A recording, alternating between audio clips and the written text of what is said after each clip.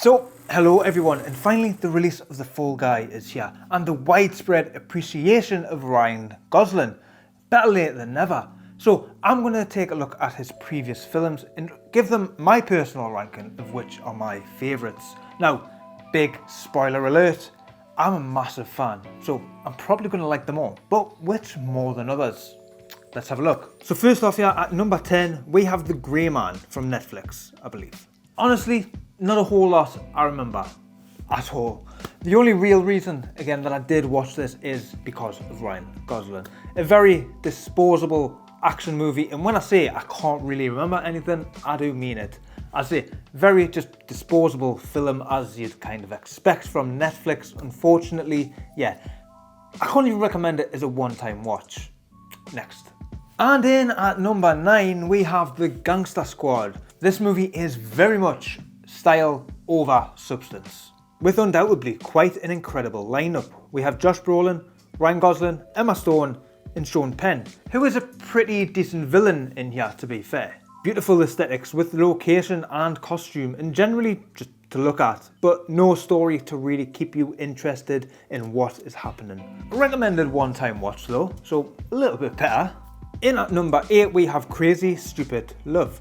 A wonderful little romantic comedy that normally I'm not a fan of. Thanks to another stellar cast with Steve Carell, Emma Stone again, and of course, Gosling himself. Gosling isn't really a big part of this film, but he's definitely in here enough. And he plays the usual kind of heartthrob to intrigue on Emma Stone, with quite a famous shirtless scene that done the rounds when this movie first came out. A really fun time, and a rewatch certainly to happen soon. Next up, we have The Big Short. A bit more of a serious film on a big moment of Wall Street history, with Michael Burry realising the instability in the US housing market. Predominantly focused on Michael Burry, played by Christian Bale, just incredible. But Ryan Gosling, when he is on the screen here as Jared Vanette, just lights up every moment and every scene that this guy is in here. He really gets to show his impeccable comedy and, again, his tip-top acting skills. Coming in next, we have a beautiful film with La La Land. A movie that done really quite well at the Oscars on its year, rightfully so in my opinion. And yet again, another pairing with Emma Stone, who are just very believable with their characters and relationship, being torn between their love and their careers. Now, if you're new around here, I'm quite weird, and I love this film because of the quite depressing ending. Just purely because it doesn't go the way you'd hope for as you watch the film. If you haven't seen it, what have you been doing? Check it out. We are coming into the best of the best next with A Place Beyond the Pines. It kind of takes an interesting turn with a very unexpected direction. For me, at least. Gosling as this stunt rider who turns to bank robber in a performance that would make anybody take notice. A very long but worthwhile journey. One of the biggest surprises of 2023 for me is Barbie. I had such a fun time with this movie, and it was very high on the top 10 of last year. He really had an opportunity to show his comedy chops, and thankfully has got a lot of eyes on him now. This film seemingly has trampolined Ryan Gosling into fame and into a lot of people's eyes, and hopefully a lot more movies to come. Coming in here at number 3, we have The Nice Guys. Very much so arguably the biggest underrated movie ever.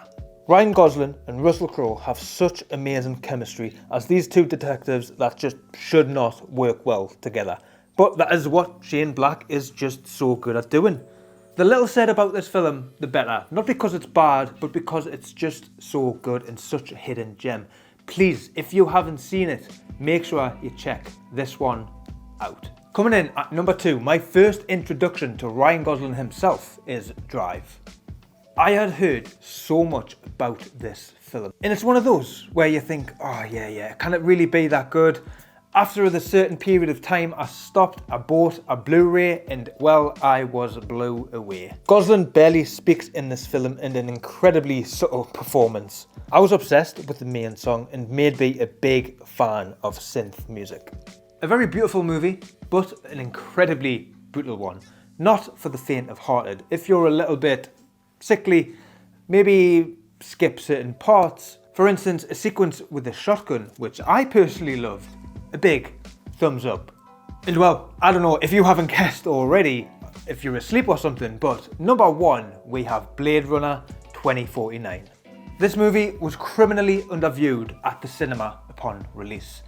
I can't explain my disappointment in the viewers who did not go and check this film out, because unfortunately we just won't get to see a kind of sequel from this amazing mastermind of sci-fi, Denis Villeneuve. Words can't describe the love I have for this film. It was truly a transportational experience. I don't even know if that is a word, but it really just took me to this world. Again, a very subtle performance here by Ryan Gosling, but incredibly powerful moments. The moment he realizes something like this.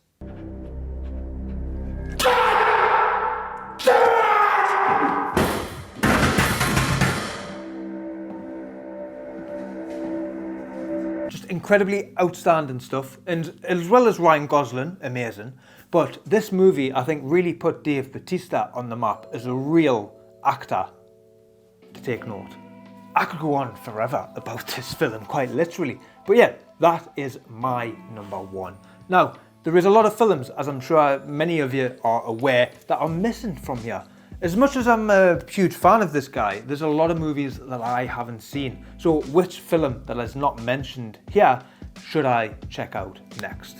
But that is Ryan Gosling's movies ranked that I've seen. But let me know your thoughts and personal lists down below, and I'll see you next time.